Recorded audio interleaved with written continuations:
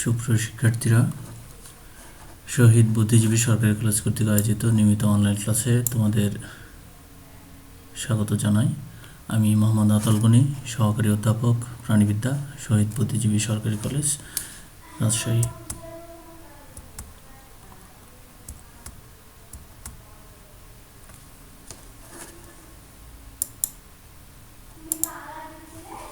তোমাদের আজকের পাঠ পরিচিতি উচ্চ মাধ্যমিক শ্রেণীর জীববিজ্ঞান দ্বিতীয় পত্র অধ্যায় 11 জিন তত্ত্ব ও বিবর্তন এর পঞ্চম লেকচার। আজকের লেকচারের আলোচ্য বিষয় ইভলিউশন বা বিবর্তন। তো শুরুতে আমরা আসব বিবর্তন কি।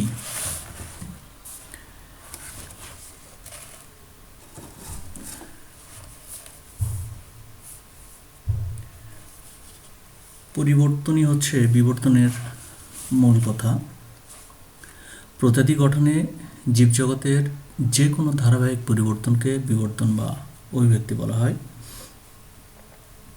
এর ইংরেজি পারিভাষিক শব্দ হচ্ছে ইভলিউশন। ল্যাটিন দুটো শব্দ থেকে ইভলিউশন শব্দের উৎপত্তি।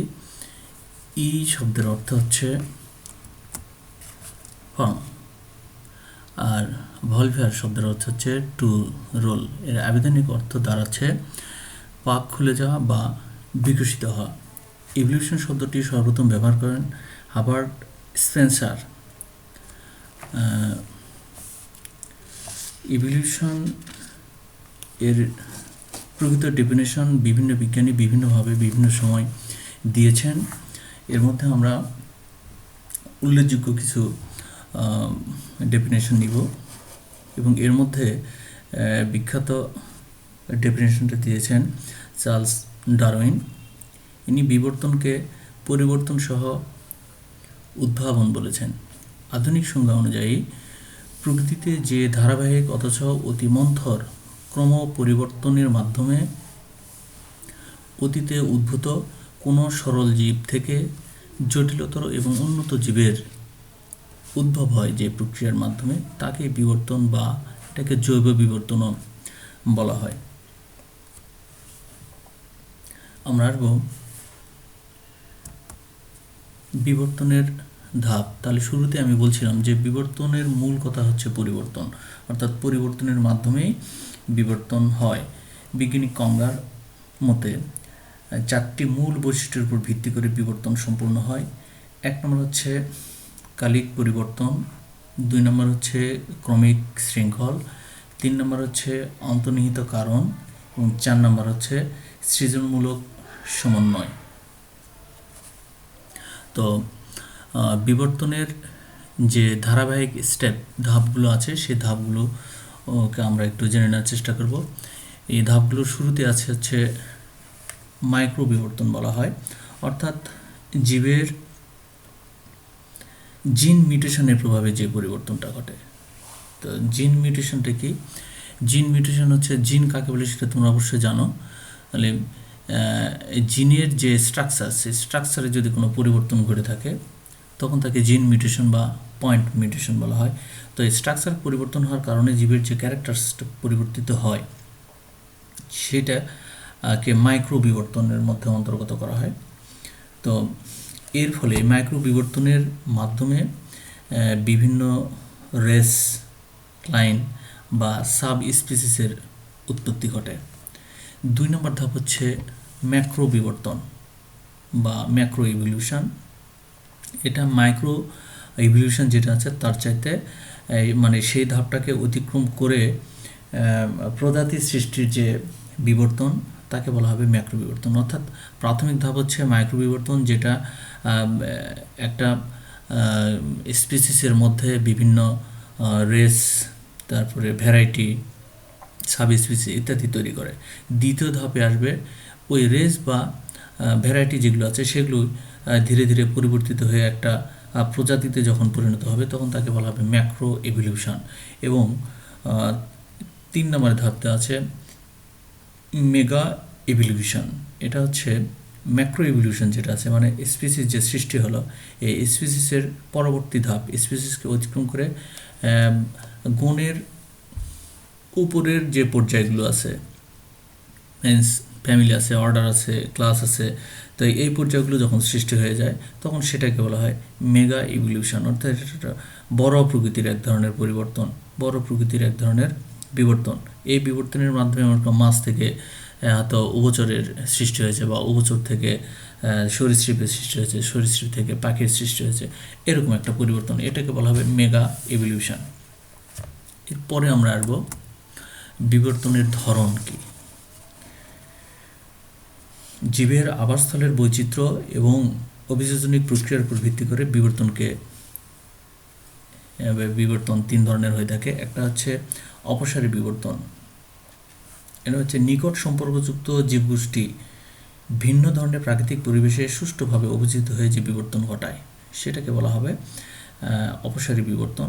অর্থাৎ কী বলছে, যে নিকট সম্পর্কযুক্ত জীবগোষ্ঠী, মনে করি যে একই স্পিসিসের কিন্তু দুটা ভিন্ন ভৌগোলিক অঞ্চলে বসবাসের কারণে, দুটা ভিন্ন প্রাকৃতিক বৈশিষ্ট্য সম্পন্ন পরিবেশে বসবাসের কারণে যে অভিযোজনের মাধ্যমে তাদের যে পরিবর্তনটা হয়েছে, এই পরিবর্তনের মাধ্যমে দেখা যাবে যে একটা প্রজাতি থেকে দুইটা নতুন প্রজাতির সৃষ্টি হয়েছে, এটাকে বলা হচ্ছে অপসারী বিবর্তন।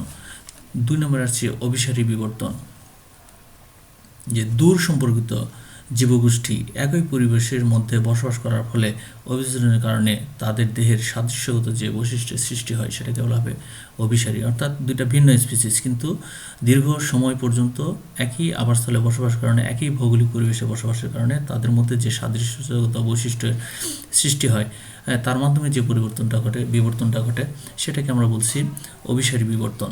3 নম্বরে আসছে সমান্তরাল বিবর্তন বা প্যারালাল ইভলিউশন। দুটি ভিন্ন প্রজাতির জীবগোষ্ঠীর দুই দূরবর্তী কিন্তু একই পরিবেশে বসবাস এবং অভিযোজনের মাধ্যমে যখন একইভাবে বিবর্তিত হয় তখন তাদেরকে বলা হবে সমান্তরাল বিবর্তন।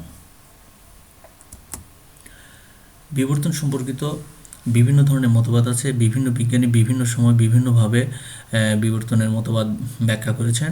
এখানে আমি কয়েকটা বিবর্তনের নাম উল্লেখ করব। 1 নম্বর দেওয়া আছে হচ্ছে ল্যামার্কের বিবর্তন বা ল্যামার্কিজম। এর মূল বৈশিষ্ট্য হচ্ছে অর্জিত বৈশিষ্ট্যের বংশানুক্রম। 2 নম্বর আছে ডারউইনের মতবাদ অথবা ডারউইনিজম বলা হয়, এটার মূল প্রতিপাদ্য বিষয় হচ্ছে প্রাকৃতিক নির্বাচন। 3 নম্বর আছে আধুনিক সিনথেসিস মতবাদ বা নিউ ডারউইনিজম। আরেকটা আছে ভাইজম্যানের জার্মপ্লাজম মতবাদ, ব্রিসের পরিব্যক্তি বা মিউটেশন মতবাদ আছে। এর মধ্যে তোমাদের বইতে ডিটেলস আমি বলবো না, জাস্ট সংক্ষেপে আলোচনা করা আছে ল্যামার্কের মতবাদ বা ল্যামার্কিজম এবং ডারউইনিজম নিয়ে। আমরা ল্যামার্কিজম নিয়েই কথা বলবো।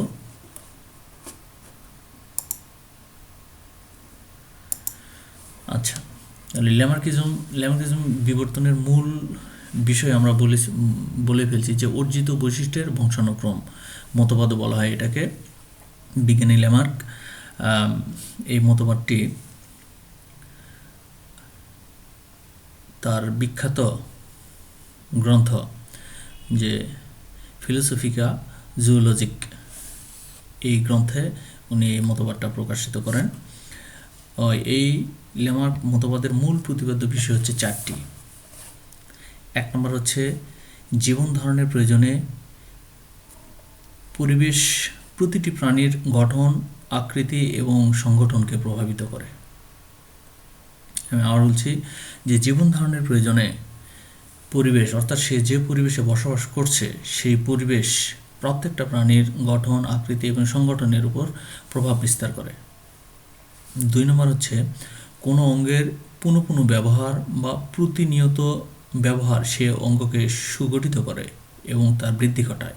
আবার কোনো অঙ্গের ব্যবহৃত না হলে, কোনো অঙ্গ যদি ব্যবহৃত না হয় তাহলে তা ক্রমশ দুর্বল হয়ে যায় এবং শেষ পর্যন্ত তার ক্ষয়প্রাপ্ত বা বিলুপ্তি ঘটে। 3 নম্বর আমরা আসছি পরিবেশের চাহিদা অনুযায়ী প্রাণীর দেহে নতুন অঙ্গের উদ্ভাবন হয়। এই নতুন অঙ্গের আকার ও বিকাশ তার ব্যবহারের উপর নির্ভরশীল। ল্যামার্ক মতবাদের 4 নম্বর বৈশিষ্ট্য হচ্ছে ব্যবহার এবং অব্যবহারের মাধ্যমে পরিবেশ কর্তৃক আনিত সব পরিবর্তন প্রাণীর দেহে সংরক্ষিত হয় এবং প্রজননের মাধ্যমে তা পরবর্তী বংশে সঞ্চারিত হয়। এই পয়েন্টটা তোমরা একটু ভালো করে খেয়াল করবে যে ব্যবহার এবং অব্যবহারের মাধ্যমে পরিবেশ কর্তৃক আনিত সব পরিবর্তন প্রাণীর দেহে সংরক্ষিত থাকে এবং প্রজননের মাধ্যমে তা পরবর্তী বংশে সঞ্চারিত হয়। তো এই ল্যামার্ক মতবাদের ব্যাখ্যা করতে যে বিজ্ঞানী ল্যামার্ক বলেছেন যে কোনো খাটো গ্রীবা বিশিষ্ট জিরাফ ঘাসের পরিবর্তে উঁচু ঘাসের পাতা খেয়ে জীবন ধারণ করতে যখন শুরু করে তখন পাতার নাগাল পাওয়ার জন্য তার অনবরত ঘাড় লম্বা হয় এবং উঁচু হাড় প্রচেষ্টা চালায় এবং বংশ পরস্পরায় এই প্রচেষ্টার ফলে শেষ পর্যন্ত তাদের ঘাড় এবং গলা লম্বা হয়ে যায় এবং বর্তমান রূপ ধারণ করে। তো এইভাবে বিভিন্নভাবে বিজ্ঞানী ল্যামার্ক তার মতবাদকে ব্যাখ্যা করার চেষ্টা করেছেন। পরবর্তীতে বিজ্ঞানী ল্যামার্ক মতবাদের বিপক্ষে আরও বিভিন্ন ধরনের যুক্তি উত্থাপন হয়েছে বিভিন্ন বিজ্ঞানী কর্তৃক। যেমন আমি হয়তো দু একটা উদাহরণ দেব। বিজ্ঞানী অগাস্ট ভাইসম্যান তিনি বলেছেন যে তিনি একজন জার্মান বিজ্ঞানী যে 22 জেনারেশন ধরে ইঁদুরের লেজ কেটে তিনি পরীক্ষা করে দেখেন যে নতুন প্রজন্মে কোনো লেজবিহীন ইঁদুরের জন্ম হয়নি। আবার ভারতীয় মহিলারা কি নাক এবং কানে ছিদ্র করে অলঙ্কারাদি পরিধান করে, এই বৈশিষ্ট্য তাদের পরবর্তী বংশে কখনো সঞ্চারিত হয় না। এরকম আরও অনেক উদাহরণ আছে যেগুলো ল্যামার্ক মতবাদকে সমর্থন করে না।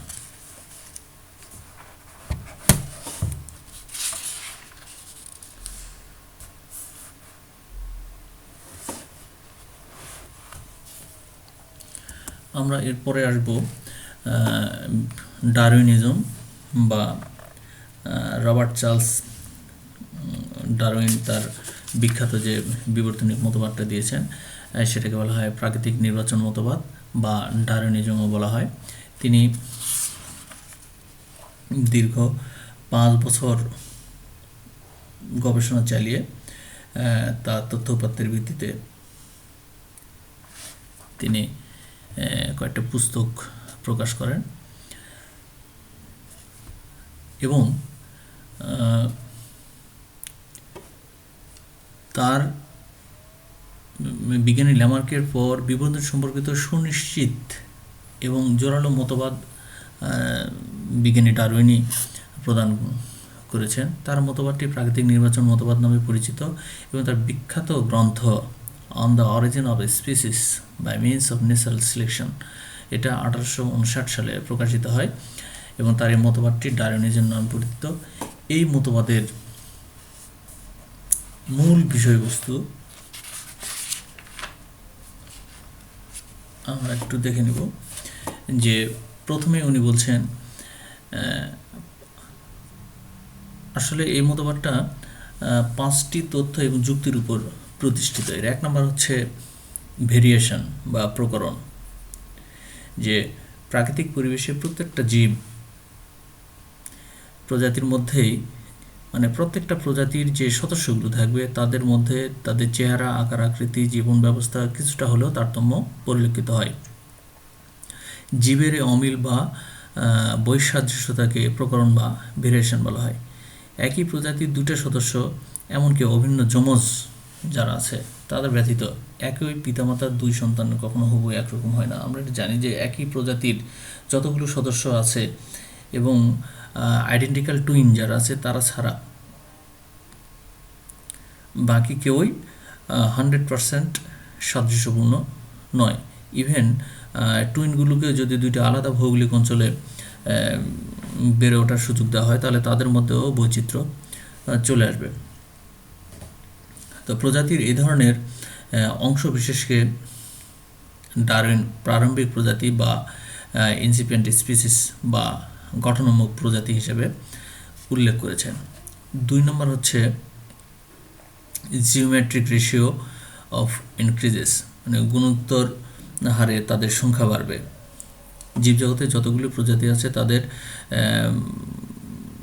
সন্তান জন্মদানের হার এক এক প্রজাতির এক এক রকম এবং তাদের বেঁচে যে সদস্যগুলো থাকে তাদের চাইতে জন্ম দেওয়ার সদস্যের সংখ্যা অনেক গুণ বেশি, তাদের প্রজনন ক্ষমতা অনেক বেশি, এবং কিছু কিছু প্রাণী আছে তাদের প্রজনন ক্ষমতা অনেক, যেমন এককোষী প্রাণী প্যারামিথিয়াম আছে যে বছরে 600 বার প্রজনন ঘটাতে সক্ষম। তো এই প্রজনন প্রত্যেকটা জননের অধিকাংশ সন্তান সন্ততিতে বিভিন্ন কারণে মারা যাওয়ার কারণেই তাদের প্রজনন ক্ষমতাটা বেশি হয়ে থাকে।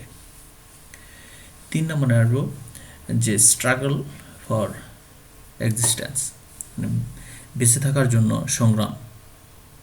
এই সংগ্রামটা অন্তঃপ্রজাতিক হতে পারে, আবার আন্তঃপ্রজাতিকও হতে পারে, মানে প্রজাতির অন্তর্গত যে সদস্যগুলোর আছে তাদের মধ্যে এই কম্পিটিশনটা হতে পারে, আবার একই পরিবেশে যে বিভিন্ন ধরনের প্রজাতি থাকে তাদের মধ্যেও এই কম্পিটিশনটা হতে পারে।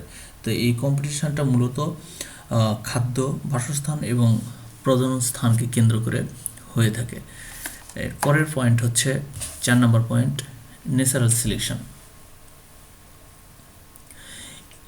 আমরা 3 নম্বর যেটা দেখলাম যে স্ট্রাগল ফর এক্সিস্টেন্স। তো এই সংগ্রামের মাধ্যমে প্রকৃতি কর্তৃক সিলেক্টেড হয়ে যায় যে কারা পরবর্তীতে সারভাইভ করবে, কারা করবে না। কোনো কোনো প্রাণী সারভাইভ করবে, যারা সারভাইভ করে তাদেরকে বলা হচ্ছে অনুকূল প্রকরণ বা ফেভারেবল ভেরিয়েশন। পরিবেশের প্রকৃতিতে বেঁচে থাকার জন্য তাদের জন্য সহায়ক হয়। অন্যদিকে যারা এই ধরনের প্রকরণ লাভ করে নাই, তারা প্রকৃতি কর্তৃক সহায়তা না পাওয়ার কারণে হয় বিলুপ্ত হয়ে যায় বা প্রজনন ঘটাতে ব্যর্থ হয়ে যায়। তাহলে প্রকৃতি একজনকে সাপোর্ট করে, এক গ্রুপকে সাপোর্ট করে না। যাদেরকে প্রকৃতি সাপোর্ট করছে তাদেরকে বলা হচ্ছে অনুকূল প্রকরণ, আর যাদেরকে সাপোর্ট করছে না তাদেরকে বলা হচ্ছে প্রতিকূল প্রকরণ। তাহলে প্রকৃতি যাদেরকে সিলেক্টেড করছে তাদেরকে বলা হবে প্রকৃতি কর্তৃক নির্বাচিত। বিজ্ঞানী হার্বার্ট স্পেন্সার এই প্রক্রিয়ায় টিকে থাকাটাকে বলা হচ্ছে যোগ্যতমের ঊর্ধ্বতন, সার্ভাইভাল দ্য ফিটেস্ট বলে আখ্যায়িত করেছেন। এই সার্ভাইভাল দ্য ফিটেস্ট, এই যোগ্যতমের জয়, যারা জয়ী যারা হলো তাদের মাধ্যমেই নতুন প্রজাতির সৃষ্টি হয়। 5 নম্বর পয়েন্ট হচ্ছে নতুন প্রজাতির সৃষ্টি। ডারউইনের মতে জীবন ধারণ সংগ্রামে কেবল যেসব জীব সাফল্য লাভ করে কেবল তারাই টিকে যায় এবং শেষ পর্যন্ত নতুন প্রজাতি হিসেবে আত্মপ্রকাশ করে।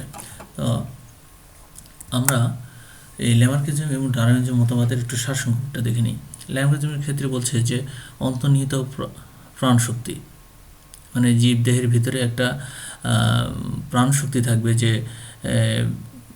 একটা প্রচেষ্টা থাকবে, যে প্রচেষ্টার মাধ্যমে সে নতুন কিছু একটা অর্জন করবে। এবং এই অন্তর্নিহিত প্রাণশক্তির পরের স্টেপটা হচ্ছে পরিবেশের পরিবর্তন, তারপর নতুন চাহিদার সৃষ্টি হবে। নতুন চাহিদার মাধ্যমে কোনো অঙ্গ ব্যবহার হবে, কোনো অঙ্গ ব্যবহার হবে না। যে অঙ্গ অব্যবহৃত অবস্থায় থাকবে সে অঙ্গের বিলুপ্তি ঘটবে, আর যে অঙ্গ ব্যবহার হবে তা সে অঙ্গের ডেভেলপ হবে। এবং অর্জিত বৈশিষ্ট্যের বংশগতি, অর্থাৎ যে ক্যারেক্টারসই অর্জিত হলো এটাকে অ্যাচিভমেন্ট বলা হচ্ছে। যে অঙ্গ আমি ব্যবহার করছি না সে বিলুপ্ত হয়ে যাচ্ছে, যে অঙ্গ ব্যবহার করছি তার ডেভেলপ হচ্ছে। তাহলে এই ক্যারেক্টারটা কি জীব অর্জন করছে। ল্যামার্কিজম বা ল্যামার্ক মতবাদ অনুযায়ী এই ক্যারেক্টার্সরা প্রজননের মাধ্যমে এটা বংশ পরস্পরায় ট্রান্সফার হয় এবং এর মাধ্যমে নতুন প্রজাতির উদ্ভব হয়। আর বিজ্ঞানী ডারউইন উনি বলছেন যে জীবের জন্মহার বেশি হবে এবং এদের মধ্যে বেঁচে থাকার একটা স্ট্রাগল হবে। যারা স্ট্রাগলে জয়ী হবে তাদেরকে নতুন একটা প্রকরণ বলা হচ্ছে। এই প্রকরণ যারা জয়ী তাদেরকে অনুকূল প্রকরণ, যারা জয়ী হলো না তাদেরকে প্রতিকূল প্রকরণ বলা হচ্ছে। প্রতিকূল প্রকরণ যারা তারা বিলুপ্ত হয়ে যাবে, আর অনুকূল প্রকরণ যারা আছে তারা সার্ভাইভাল দ্য ফিটেস্ট, যোগ্যতমের ঊর্ধ্বতন। অনুকূল প্রকরণের বংশগতি, এই অনুকূল যে প্রকরণটা তৈরি হলো এই ক্যারেক্টার্সটা পরবর্তী বংশে ট্রান্সফার হয়ে ধীরে ধীরে এটা নতুন একটা প্রজাতির জন্ম দেবে। তো এরপরে আমি আরেকটা টপিক নিয়ে কথা বলবো, সেটা হচ্ছে নিউ ডারউইনিজম। ডারউইনিজম নিয়ে একটু কথা বলি, যে ডারউইন থিওরি প্রবর্তনের পর ডারউইনের পক্ষে বিপক্ষে বিভিন্ন ধরনের মতবাদ বা মতামত প্রতিষ্ঠিত হয়। তো কিছু বিজ্ঞানী আছে যারা ডারউইনের থিওরিকে সমর্থন করেন, কিছু বিজ্ঞানী আবার ডারউইন থিওরির সমালোচনা করেন। যারা সমর্থক তারা ডারউইনের থিওরিটাকে আবার কি বলা যায় যে নিউ ভার্সন বা পুনর্জমা বলা হয়, যে তারা ডারউইনের থিওরির যে সীমাবদ্ধতাগুলো আছে সেগুলোকে নতুন করে ব্যাখ্যা করার চেষ্টা করেন এবং ব্যাখ্যা করার মাধ্যমে ডারউইনের থিওরিটাকে আরও সুসংগত করার চেষ্টা করেন। এই থিওরিটাকে বলা হচ্ছে নিউ ডারউইনিজম বা নব্য ডারউইনবাদ। তো এই নব্য ডারউইনবাদীদের মধ্যে আছে বিজ্ঞানী হ্যাক্সলে, স্পেন্সার, জর্ডান, গ্রে, হ্যাকেল, এদের উল্লেখযোগ্য। তবে এই নব্য ডারউইনবাদীদের থিওরির মূল বিষয় হচ্ছে প্রাকৃতিক নির্বাচন ঘটে পপুলেশন পর্যায়ে। অভিযোজনের কারণে একাধিক প্রাকৃতিক নির্বাচনের মধ্যে অভিযোজনের যে কারণ আছে, কারণগুলো একাধিক, এবং এর মধ্যে একটা কারণ হচ্ছে প্রাকৃতিক নির্বাচন। প্রাকৃতিক নির্বাচন ঘটে জীবের জার্মপ্লাজম স্তরে, অর্থাৎ জিন পর্যায়ে।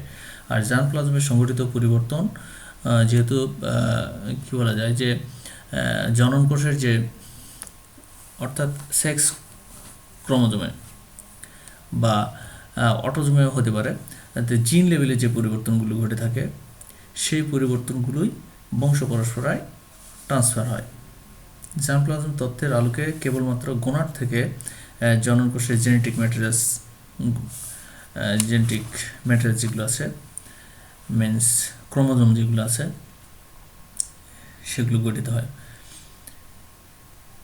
এই মতবাদে প্রকরণের ব্যাখ্যাস্বরূপ বলা হয়েছে যে জনন কোষে অভ্যন্তরীণ উদ্দীপনার ফলে পরিবর্তিত বংশধরে প্রকরণের উদ্যোগ ঘটে, এর ফলে নতুন প্রজাতির সৃষ্টি হয়। তাহলে নব্য ডারউইনবাদের মূল বিষয়গুলো আমরা আরেকবার একটু জেনে নেব। এটা হচ্ছে প্রাকৃতিক নির্বাচন ঘটে পপুলেশন পর্যায়ে। অভিযোজন অনেকগুলো কারণে ঘটে থাকে, এর মধ্যে একটা কারণ হচ্ছে প্রাকৃতিক নির্বাচন। প্রাকৃতিক নির্বাচন ঘটে জীবের জার্মপ্লাজম স্তরে। জার্মপ্লাজমটা গোনাড থেকে জনন কোষের যে জেনেটিক ম্যাটেরিয়ালস আছে সেটা দিয়ে গঠিত।